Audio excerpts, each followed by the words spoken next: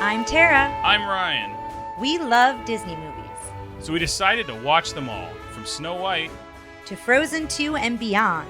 Each episode will watch a different Walt Disney Animated Studios film and tell you all about it. Did we like it? Does it hold up? Who's our favorite hero? Or villain. We'll give you history and fun facts about each movie. And sometimes we'll invite our friends to watch along with us. So put on your tiara or your evil crown and join us on our adventure. This is Tara and Ryan's Princess Diaries.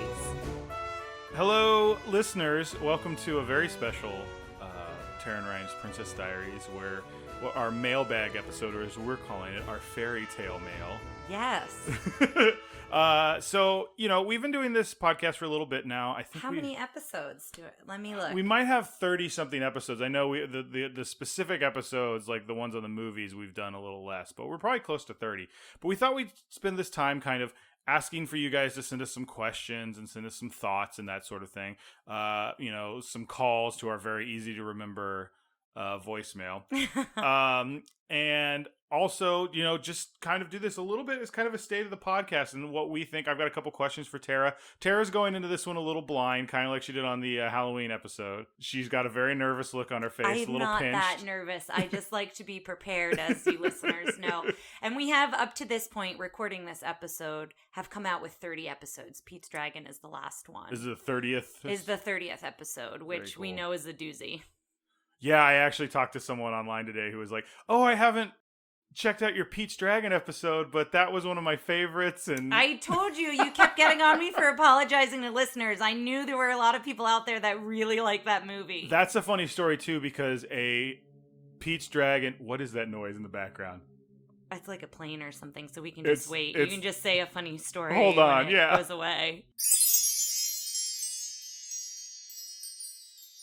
One of the things I was also going to say, on our Twitter page, we got that one was retweeted by a Pete's Dragon fan page that was kind of like, "Oh no," and we kind of had a back and forth. They were very nice about it, but I was still like, "Oh no, I can't believe a Pete's Dragon person found this." Yeah. But yeah, so anyway, so let's go over some of our mail real quick, because boy, we have some really good ones. I'm excited. I've read through them. We've been begging people to send emails, yes. And so we do have a handful of them, so I'm glad that we're reading them. I do believe a lot of them start with like, "Ooh, check it out," mail. So the first one we're going to start out with is my friend Bob. And this is a very long email. I love Bob. Bob was my drum major at SMU. I may have said too much about Bob at this point. I'm worried. Yeah. Or he might actually go by Robert now, but we always called him Bob. And his first letter, this thing says, "An email? What?" Yeah. All right. I already like Bob. So I just finished listening to your Mary Poppins podcast. Greatness as always. I have a theory that I may have heard from somewhere at some point, but I've developed it over the years. So I believe that the reason that Bert knows Mary Poppins is that she was his nanny at some point. I also think that Bert is secretly rich. A lot of my theory is from Supercalifragilisticexpialidocious, not sure I spelled that correctly, which is one of my favorite songs from the movie. Also, I'm going to try to not spoil Mary Poppins Returns, but I am going to mention a few details from it. We see Bert having several jobs within the movie, but we also never see him really receiving any money or even asking for it much. I agree for that. With the exception of holding his hat out at the beginning and getting about 2 coins. Yeah. It seems he is more of a man of the world that enjoys just trying different things. When he's a street musician, he also seems to know all of the well-to-do people on Cherry Hill Lane, and they also seem to somewhat respect him, more than a typical street performer. For the record, I love this. And I'm on board so far. I agree with what he said so far. When he is a chimney sweep, he doesn't even negotiate a fee with Mrs. Banks, or not that I can remember. I remember when I watched it when I was younger, I thought it was more of a service. Nannies are more likely to be found in affluent families, and I think this is how he originally met Mary Poppins. In Supercalifragilisticexpialidocious, he sings about being afraid to speak and getting a tweak on the nose from his father. I grew to assume he meant that he stuttered and his father beat him because of it. Dark. Perhaps that meant that Mary Poppins had to stay longer, and that's why he remembers the magic better. Eventually, she had to leave, but maybe couldn't fix the situation as she did with Michael and Jane. In the sequel, Michael and Jane remember Mary Poppins, but they believe that the magic was just their imagination. Also, Lin-Manuel's character in the sequel met Mary Poppins through Bert, meaning that she may have visited Bert more than once to check on him. The verse following that in Supercalifragilisticexpialidocious, Mary mentioned that Bert has traveled the world and met dukes. And Maharajas is another lyric. It's doubtful that a chimney sweep, street musician, street artist would, 1, be able to afford a trip around the world, and 2, meet high-ranking people in society. This leads credibility to the idea that Bert might be a wealthy man of the world than just somebody trying to eke out whatever jobs he can do. Finally, and this may be a stretch, and this is my favorite part, Dick Van Dyke also plays Mr. Dawes Sr. in Mary Poppins, and Mr. Dawes Jr. in Mary Poppins Returns. I believe that Bert may actually be Mr. Dawes III. Based on how mean the Dawes are for most of the movie, it seems that Dawes Jr. could have been the mean father sung about in Supercalifragilisticexpialidocious. Instead of making his life all about the bank, he chose to see the world and experience everything the opposite of his father and grandfather, inspired by Mary Poppins. Make it a great day, Bob. Bob, I am here for it. I am here for this theory, and I love all of your facts, like how you've decided it to be so. I love how you broke down the lyrics of Supercalifragilisticexpialidocious. I'm currently learning that song for a session I'm doing in a tribute to Mickey Mouse and sharing some Disney songs. And the Maharaja line, I think I never really paid attention to until I was learning the lyrics, Dukes and Maharajas. It's something like that. Mm-hmm. So I am here for this theory. I kind of love it. And I really, like, it makes sense for me. To me, it tracks because we talked about it in the episode about how, like, nobody really gives him money. Like, how is he supporting himself? We talked about Mrs. Banks being weird about, like, why would she just let him into the house? Mm-hmm. So it seems like she knew him. So, like, we didn't have your theory at all, but, like, we had the same questions that your theory answers. I also think everybody in the kind of upper middle class and higher in this movie are all weirdly eccentric. Uncle Albert floats in the ceiling. Yeah, when he laughs too much. And, Mrs. Banks is weird. So the idea that he and is also the bank, even the owner of the bank. Yes. Yeah. So the idea that all the rich people even know that Bert, this is the one rich guy who pretends to be poor. Or the and they one all who, are like, just okay with it. Like the black sheep of the family, kind of. But that's what I'm saying. He's not black sheep to everyone else because there's a guy who has a freaking ship on top of his house, and everyone's like, that's Admiral Boone. He didn't follow in his father and grandfather's footsteps and work at the bank. I That's agree what with I'm you. saying for black sheep. What I am saying is that he doesn't seem odd amongst the other weirdos who are also rich. Got it. Like if you're rich, you get to do whatever you want. And in his case, he's been like, I'm gonna be a chimney sweep. It's also an unconvincing lower class accent, so that might be part of it, because he really actually talks like this, and so he's having a hard time getting down the really bad Cockney.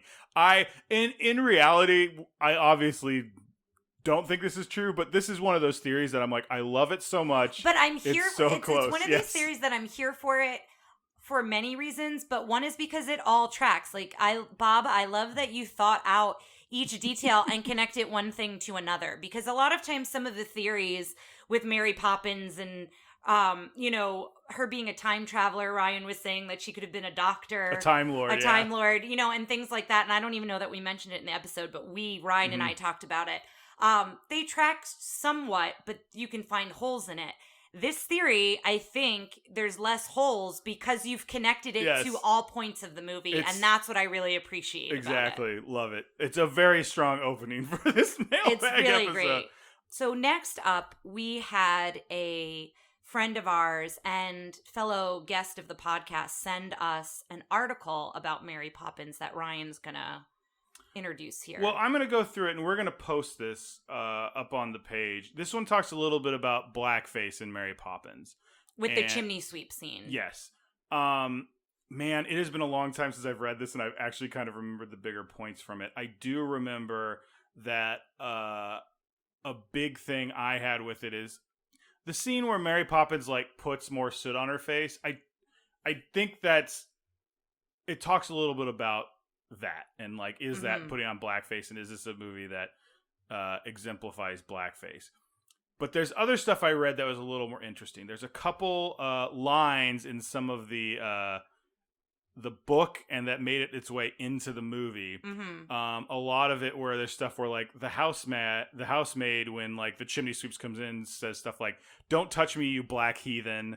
And if that That's in the movie? No, I don't know. That's in the book. Oh, okay. And then when he tries to approach the cook, she threatens to quit. If that Hottentot goes into the chimney, I shall go out the door. A Hottentot is a very archaic slur for black South Africans. Interesting. Now, however, if I'm looking at this again, I believe the term Hottentot made its way into the movie. It's been a while since I've read this, and like I said, I think in order to do this article justice, I think please check out our Facebook page. Let's put it up there. Let's get the discussion going there. Yeah. And I think there's a lot of stuff into this about how this has...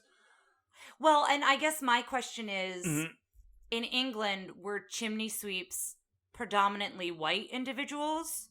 Or were they predominantly individuals of color? Because I think that makes a difference too, right? I don't know. I don't know how much of that is... like the 1960s Hollywood whitewashing. Yeah, because that would be my question and I'm not justifying that language that's in the book, but...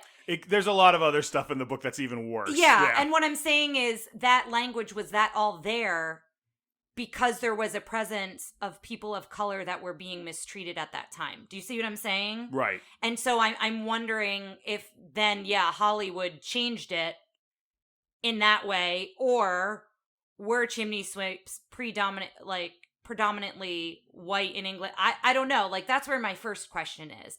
And I think it is, I appreciate, it was Amanda who sent us this article. I appreciate that she brought it to our attention because I do think it's important. We didn't address it at all when we watched the film. And I'll be honest, I have a very naive view of it, of they're getting soot on their face because they're chimney sweeps and they're up in the chimneys. But I do see the point of like, why did Mary Poppins feel that she had to make herself look like the chimney sweeps? I think that's less of it and more of, there's a lot of talk about the dance they're doing all tends to kind of feel very minstrel-y, like minstrel songs. Yeah. And that's part of it. And so doing that on top of the blackface, like the article I think goes into, it's not just like the blackface part of it kind of does a more of like, let's look into the racial undertones and then it of brings Mary other Poppins. Points and into Mary play. Poppins Returns, because there's apparently a big number in that feels very like minstrel showy, but it's, Lin-Manuel and Emily Blunt doing it. So it's like,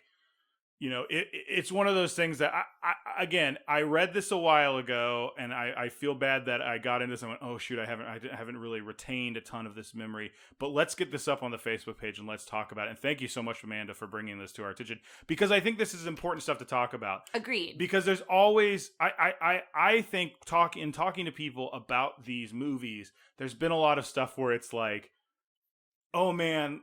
Like, again, talking to someone about the Pete's Dragon thing today was, they were like, oh, I bet it's culturally inappropriate. And my thought was like, well, yeah, it's not PC. It doesn't really hold up. But it was also just stupid long. But we'll go into that later. But I think it's just looking at these through that lens, it's art. It's art history. It's looking at them and what do they mean with the time and how does that relate now and that sort of thing. And I think just bringing it up and talking about it, it gets the conversation going, right? And it gets people thinking about it at a different perspective. And again, as we always say, we are two white individuals. And so we have a very privileged perspective. And my naive perspective, as I mentioned, of them being chimney sweeps and being dirty and like from that point of view, right? Like our perspective is going to be very different. And so that's why we really do appreciate, for those of you who are on the Facebook page, I think we've had a lot of really positive discussions when it comes to different things. So I would love to hear people's opinions as we talk about the article and kind of what all is in there. It's a very different perspective. I feel like I've had a couple, friends of color I'm trying my best to do all the terms, but I don't always remember what they are. I hope that's an appropriate term. Friends of color who have said, like, when I talk to like white friends, like, oh, I love Dumbo, and then literally every single friend of color who's I brought to like, ugh, Dumbo, and I'm like, yeah, I can see why you might have a problem. Why you might not care for Dumbo, yeah. So yeah, I really appreciate that not only she sent it to us, but that we're starting the conversation, and then we'll continue the conversation on the Facebook page. Absolutely. So let's go back now, and we'll look at my friend Natasha's email about Dalmatians. It's entitled Dalmatians, but it's about a few different things. She is I believe she's a vet assistant, a vet tech. A vet tech. Okay. Please get on the Facebook page and tell me how I've screwed this up, Tasha. Just listen to the 101 Dalmatians episode. My thoughts as a vet tech. Okay, good. Yay. We can cut out that whole part where I was screwing it up. My thoughts as a vet tech. Apparently, Dalmatians were super popular after this movie and overbred, inbred. This always leads to health problems and can make for a dog with less than desirable temperament. And many Dalmatians are unpredictable. I'm not a breedist. I try to evaluate each dog individually, but there are certain breeds that I exercise a little more caution with. Dalmatians, Huskies, Chihuahuas, German Shepherds, for example. I like that pit bulls aren't on that list. Because pit bulls are delightful. All that said, a lot of it does come down to the owner and how they handle, train, etc. Love the podcast. You're welcome for the email, Tash. That's fantastic. Thank you for the email. And of course, I had to bring it to pit bulls because we have a pit bull and we love her. And she's sweet. But we were talking about how Dalmatians kind of have a bad rep for their temperament. So it is interesting to look at it from that perspective. And I'm sure a lot of Dalmatians probably were in shelters where people got them as puppies from this movie and then didn't want them anymore for whatever reason, not necessarily because of their temperament. I feel like that happens at the holidays, right? People give a gift of a puppy and then they either don't want it anymore or can't care for it, or it's more work than they thought it would be, and then it winds up back at the shelter. So I wonder if there was a similar thing with Dalmatians because the movie was such a big hit and everybody wanted a dog like the Dalmatians they saw in the movie. I think that's probably, but yeah, that's kind of a bummer of an email. But I'm glad to get the information. It's a bummer, but like it's very interesting. To me. So it makes sense to me.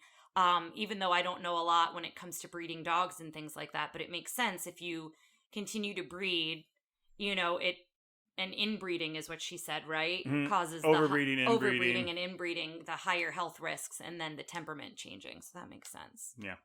I can't remember the last time I saw a Dalmatian. Like other than that, like watching a dog show. I just had a friend on Facebook a couple months ago, a music therapy friend, who I think they adopted a Dalmatian puppy. Oh, that's cool. Yeah, like I think they were. I don't know if they specifically wanted a Dalmatian. I don't know like the history of where they got the puppy from or anything like that. But that's the first time I've seen somebody with a Dalmatian, Facebook or in the real world, in a long time. I feel like maybe when I was a kid, maybe I saw one once or twice. Same. And it's probably, I wonder if there was also an uptick because they talk a lot about some of the reason that 101 Dalmatians is popular is because they re-released it in the 90s and the late 80s, that's where 90s. All the merch, like how I had the Lucky stuffed animal. That's why I'm wondering if like that's that. why we remember it, because that's our way back in the 20th century. Yeah. So I'm going to jump in a little bit here because we do have a few more emails, but I want to jump in with a few things I've been thinking about. I wanted to ask you, and we can kind of talk about with the podcast, because I mean, I don't want to like totally just gush on my wife and gush on the podcast, but I've very much been enjoying it. I think it's been very enjoyable. Also, considering we're not getting a lot of new cinema or television shows lately, and I think a lot of it feels a little comfortable during this pandemic to regress to something that's comfortable and from our past, but at the same time, I'm getting to see new movies. We just did The Rescuers the other day, and I watched them and I go, oh, I've seen this. And then about 10 minutes in, I go, I haven't seen this all the way through. Same thing with the Aristocats and stuff like that. So that's been a lot of fun. But I have some questions for you. What have been some of your favorite episodes or moments? So I've pulled it up because I need like a visual reference. You pulled up our list of episodes? Yeah, I pulled it up on the Well, no, I just mean like not necessarily episodes like remembering what movies, but like what are some moments you remember really enjoying? We were talking about this. Our Rescuers one, we filmed at like a Friday night and kind of went late and got a little loopy, and that was one of my favorite episodes. Yeah, I will say the ones with the guests always surprise me in a good way. Yes.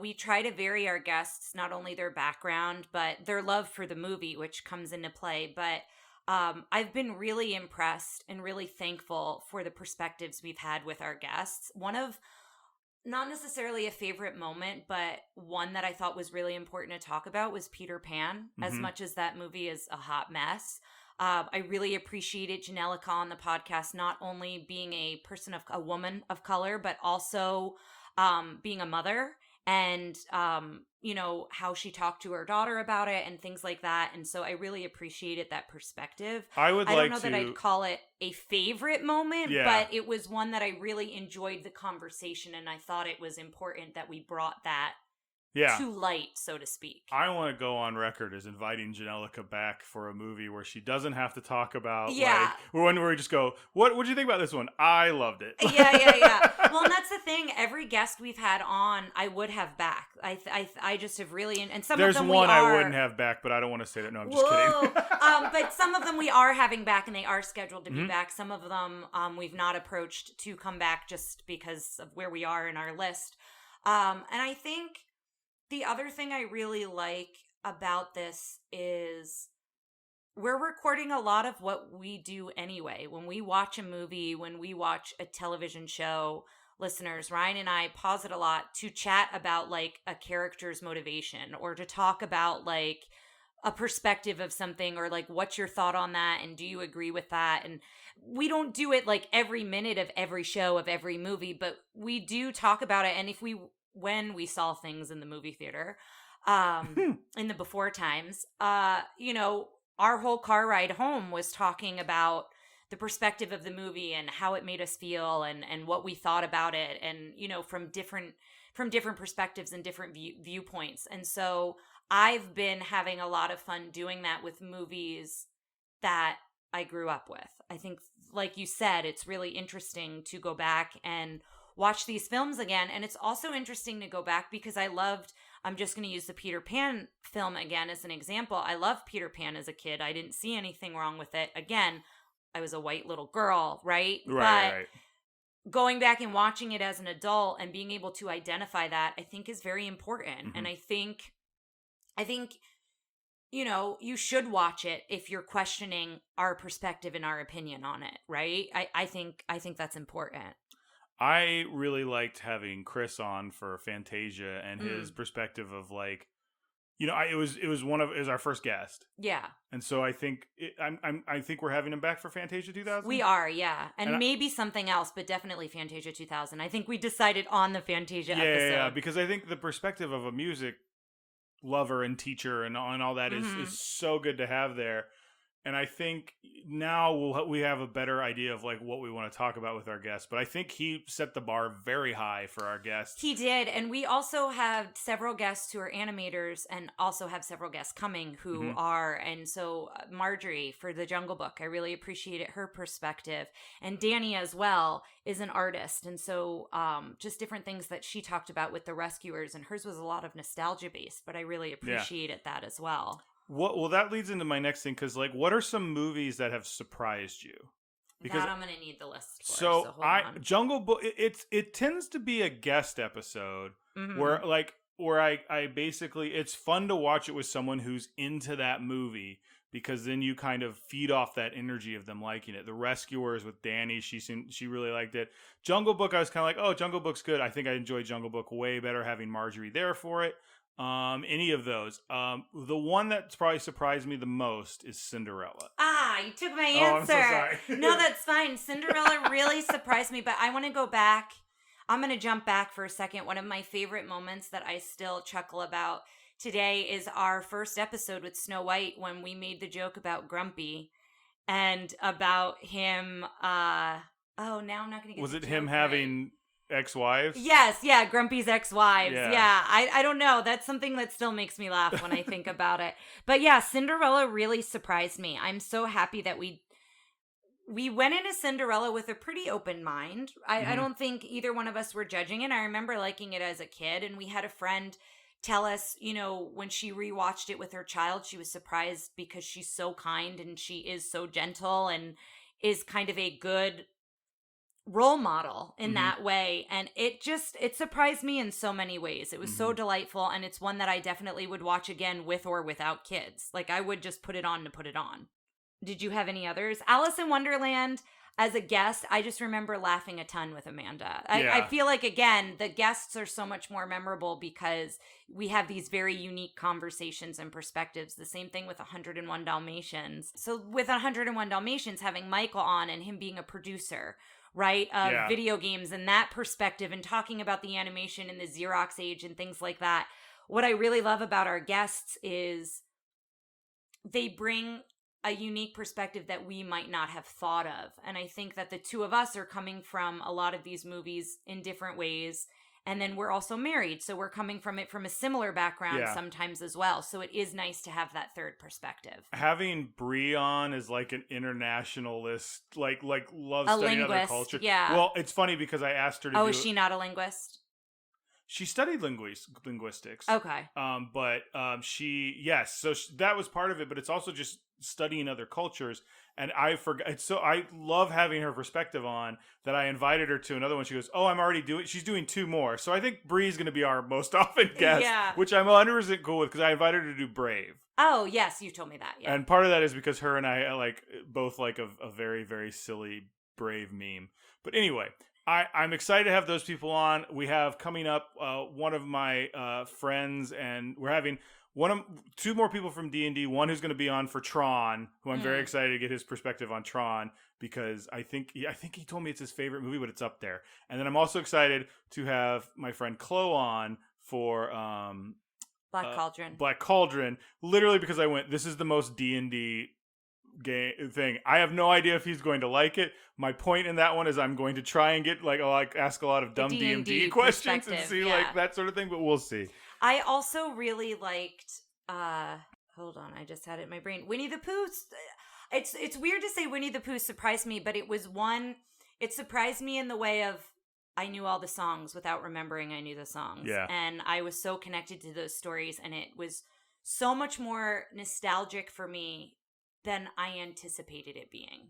Let's go on to another email real quick. Now, it's funny because I kind of screwed this up because the last 2 emails are from the same person. That's fine. But before I have to ask some other questions, so this is from Ryan. Ryan is going to be our guest on the Who Framed Roger Rabbit episode. Okay. So he says, "Howdy, loving the podcast. Great to hear all the background info y'all look at. Had a couple of thoughts to share." This must be an old email because he says George Bruns, not Burns. So he caught you on that. Yeah, he caught me. I knew somebody would. I only bring it up because there were like a run of 3 podcasts within you went, I forgot to retract the Bruns statement. I'm happy someone caught me on it because I felt so silly for that one. George Bruns also did a ton of music for Disney live action. When it comes to songs, though, we're getting into the Sherman Brothers territory. So this was from a while ago. If you haven't seen their documentary yet, it's worth it. They write most of the Disney songs we know and love. So we got to check out. There's a couple documentaries we need to just check out and kind of. Yes, agreed. We need to do some more homework with that. Have you thought about doing some side episodes on classic live action movies like Swiss Family Robinson or The Shaggy DA? I think this is the point of this, and we're trying to, once we get to the end of the list, it's kind of like, what is this podcast after that? Well, I would love it to be Pixar after. We've talked a lot about it being an animation podcast. We've talked about, there's now a poll, and I think it's pretty clear the winner to do a Don Secret Bluth, NM, right? Yeah, to do a Don Bluth film, and we may do several Don. They're all, a lot of those are from my childhood as well. So I would like to do more than just that one. For me, Anastasia, All Dogs Go to Heaven, and Land Before Time are like up there for me as a child. But we've talked. I think we're steering away from the pure live action because. We want to have the animation. This is an animation one. However, we have done it as mini-sodes, so there's nothing to say we maybe do a classic one as a... Yeah, and we do the live-action remakes of the animated classics First up in my list would be The Computer Wore Tennis Shoes, starring Kurt Russell as a kid. So okay. I don't know if that... Or The Absent-Minded Professor. I love Flubber. Yeah. Or have you seen Flubber with Robin Williams? I have, yes. That's got computer graphics in it, so that might be animation. Yeah. But anyway... Good question, and we are constantly talking and adapting our list and our plan for sure. Ryan, I too remember many DTV videos, especially ones where Goofy is a detective and the song was Hall & Oates' Private Eye. Yes, I love that. And then finally, of the movies left, which ones have you never seen before? That's a really great Now, question. I don't know if we can list them all, but the big one that I keep getting told that neither of us have seen before, because I haven't seen Goofy Movie. And I have. I haven't seen Tarzan. And I have. Which I'm shocked you haven't seen Tarzan, because it's like... It was 99, so I was 17. So I was Yeah, probably right at that, you like, were I'm too done with cool. it. But I will say Tarzan is in your wheelhouse of like the kind of lore you like, I feel like. A little bit. Yes, he's kind of that adventure-y Yeah. not swashbuckling, but like that. I like the stories, but neither one of us have seen Tangled, and that's yes, one that surprises a lot of people, and we've not watched it now on purpose because of the podcast. Yes, so that's been a big thing. Is if we haven't seen one, I think a lot of people are like, oh, you have to see that, and we just stopped watching them so that we could watch them for the podcast, which kind of sucks because I think Tangled will be ended up watching sometime next year. Yeah. So okay, so of the movies that are left, I've never seen Black Cauldron. I don't know that I've seen Great Mouse Detective. Episode Status is one I have, but I have seen Black Cauldron, and I remember finally watching it, but I watched that in high school, and it was so amped up because it was that one. It was like the first Disney PG movie, and it was failed, and blah. We're like, oh man, it's gonna be great. And then we watched it. We're like, this. I remember like kind of like dozing off. And have you seen The Great Mouse Detective? Yes. Okay, so that's one I haven't seen, and then I've seen once we get to that age of Little Mermaid and beyond. I've seen almost everything. I've not seen Dinosaur. Well, yeah. Then once we hit Dinosaur, I haven't seen Atlantis. You haven't seen Treasure Planet. I love Treasure Planet. I have seen Treasure Planet. Oh, you have? Yes. Do I always keep saying you haven't seen it? I believe so, yes. Meet the Robinsons. Home on the Range. Chicken Little. Bolt. Those ones I haven't seen. And then we get up further. We have not seen Ralph Breaks the Internet, which is kind of crazy. Which is wild, but again, now that we're doing the podcast, Yeah. we've made an active decision to not watch it. I love Wreck-It Ralph. Now, have you seen all of those, what I call classics, from Little Mermaid to, like, let's say Tarzan? I know you said you haven't seen Tarzan, but is there any other ones in there you haven't, besides a Goofy Movie too, that you haven't seen? No. Okay. That's going to be Aladdin, Lion King. I think Tarzan was the hard line of me being like... You haven't seen Pocahontas. I haven't seen Pocahontas. Yeah. So there are a good amount of films that... There's a handful that neither one of us have seen, and then there's a few scattered where one of us has seen it, one of us hasn't. And for a majority of those, we do have guests for those episodes, which I think is also helpful... when we had Danny on for The Rescuers, and you'll hear it, it's kind of helpful to have somebody who has the nostalgia when neither one of us do. Mm-hmm. I think that's kind of important. Let me throw in another question. I don't know who has nostalgia for Dinosaur. But... Marjorie is going to be our host that's on right, Dinosaur. I forgot. I'm actually excited to have Marjorie back for that. I'm excited to have anyone for Dinosaur. Yeah. Well, let's talk about that. What's the one you're least looking forward to seeing? Or is that too negative for our show? I think it's a little too negative, and I will say... I've just heard a lot of like trash talking about Dinosaur, right? I think for me, it's more the mini episodes. I'm still boycotting Mary Poppins Returns. That's not a mini episode. That's a full on episode. Oh, that's right. I keep forgetting that's a full episode. But yeah, so there are mini episodes that I think I'm more not pumped about than the animated ones. I have always been reluctant for the Home on the Range one. I have heard nothing good about that. But the other day, I watched the villain song for it. Mm-hmm. And it legitimately made me laugh a little. Well, then... So now I'm kind of like... Go in with an open perspective. I feel like... Open I don't eyes. know. We'll see. I feel like I'm saying perspective way too much. Perspective. Amok. What are some songs that you've had stuck in your head?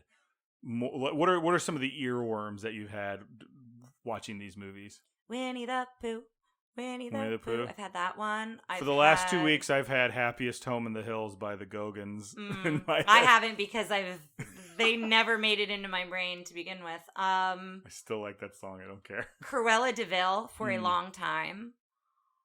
What Makes the Red Man Red was one that I really hated. It was stuck in my head for a while. And when we watched Mary Martin's Peter Pan, the Uggawug. Yeah, that one was also in my head because it's really catchy, unfortunately. Yeah. There's been another one that I feel like I was singing for a while, and I can't remember what it is now. I'll remember it at like 3 a.m. It'll wake me up. Yeah. But... what are some movies that you're excited for coming up? Whether the ones that you've seen or ones that you haven't seen that you're excited to see. So for me, I'm super pumped for a Goofy movie because I was obsessed with it as a child, but I haven't watched it recently. I'm excited when I learned that Bigfoot was in it. Yeah. And I'm like, why has no one told me Yeah. to this point that Bigfoot is in this movie? You don't deserve to know since you didn't see it. Excuse me. I will say, for me, it's a lot of those classics that I grew up with. Like, I'm super, super excited for The Little Mermaid and for Beauty and the Beast and Aladdin and Lion King and Hunchback and Hercules and Mulan. I'm really excited for all of those. I'm also excited to look at it through a different lens, right? Mm-hmm. I think this podcast, not only when we look up the facts in history, but when we're looking at from a cultural perspective, from a historical perspective. Again, that's me using perspective again a million times, but well, I think that's the point. Like, we do both have a very similar subjective view. I'm trying to come up with a synonym for it.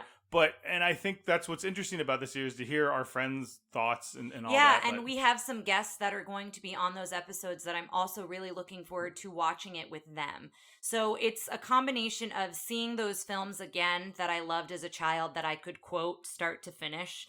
Mulan, I can literally quote that one. That's so funny. It's one that I just didn't know that about you. when we talk about comfort movies, right? Marjorie, I think, talked about this when she goes through the whole catalog. Every so often she'll watch them all.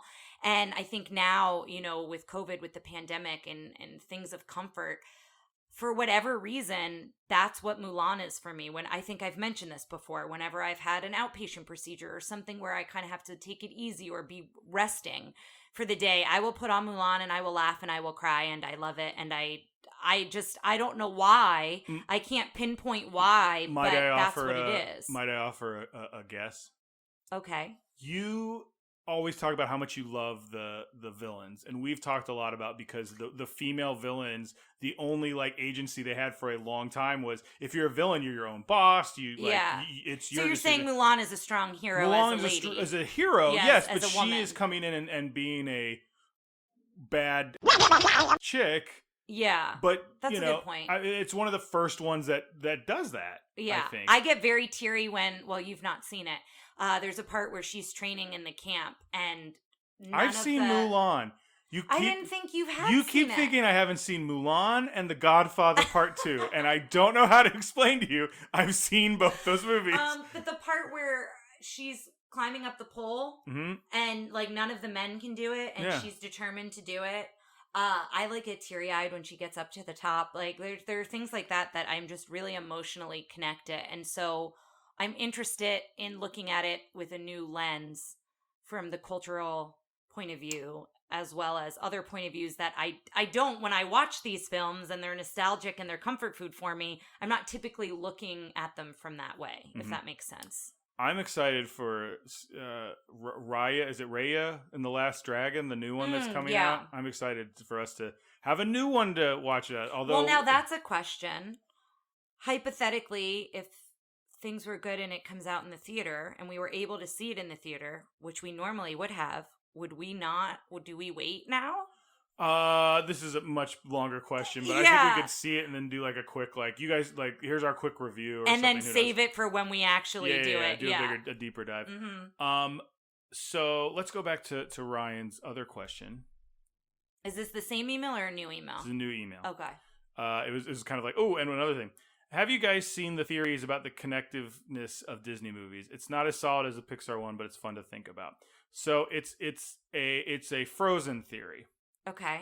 So one of the things that it stems from is the fact that in Frozen, when at the end, or maybe it's when they're just bringing everyone back, Rapunzel and Flynn, who are the main characters of Tangled, walk in.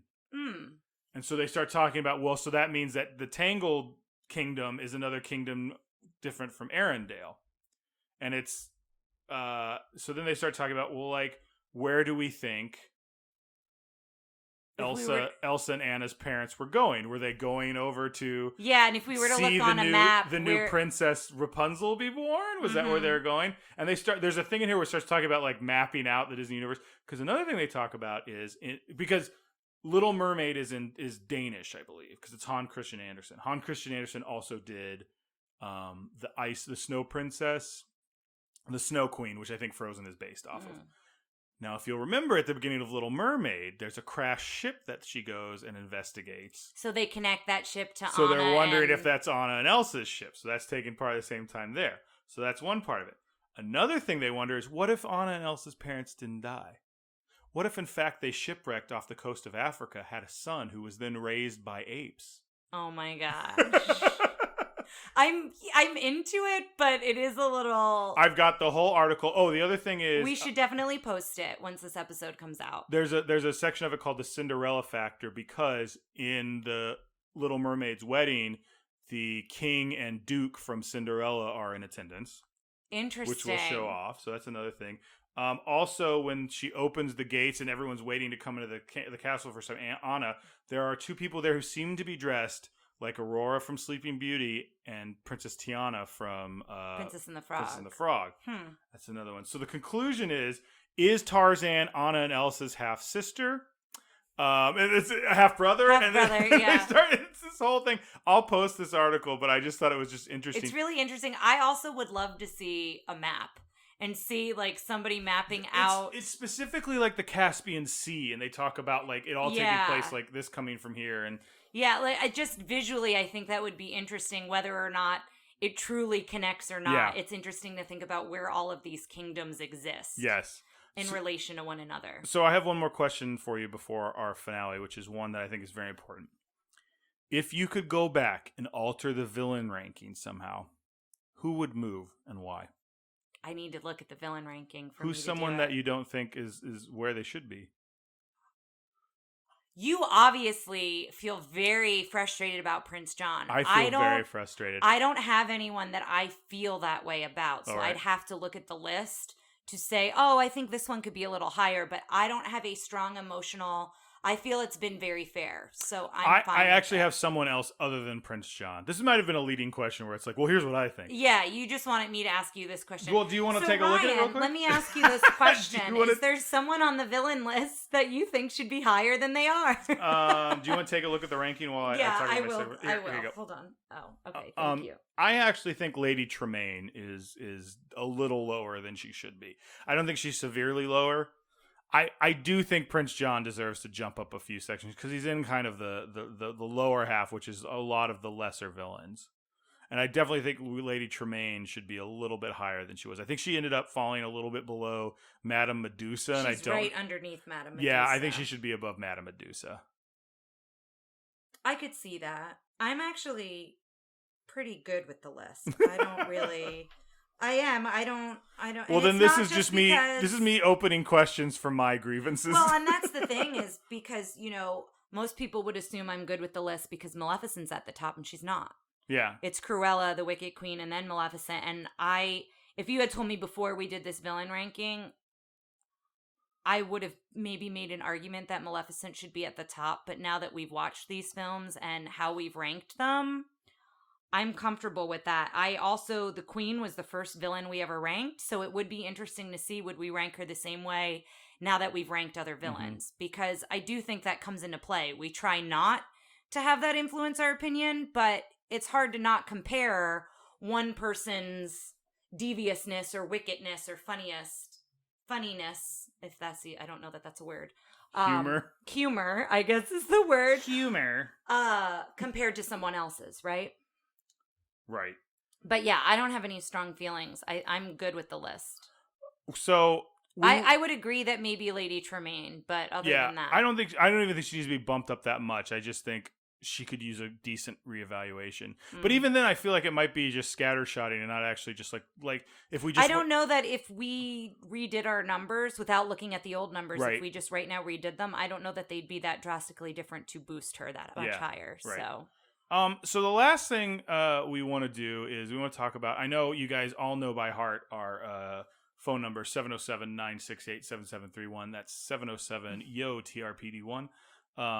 It's such an easy to remember phone number. I'm not exactly sure why none of you have called, but we did have one very special call. And, before we go to that, I do want to say thank you guys so much for listening. We got so much for you in the future. Tara, do you want to say anything? I just want to thank for the support from friends who have reached out to us either by text or the Facebook page. I'm really enjoying all of the discussion and the different posts that come out on that. So I'm really appreciative of all of you out there who are listening. And thank you for sending emails. We begged for so long. So I am happy we got some emails. We would love some phone calls. So if this encourages you. We would love more emails. Yes. And here's the thing is we'll do either more mailbag episodes or maybe during mini episodes, maybe that's when we'll talk about an email or two. So if they come in a little bit more frequently.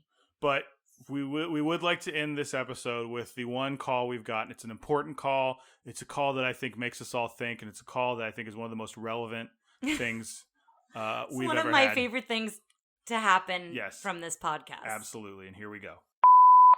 Hey, this is from Texas.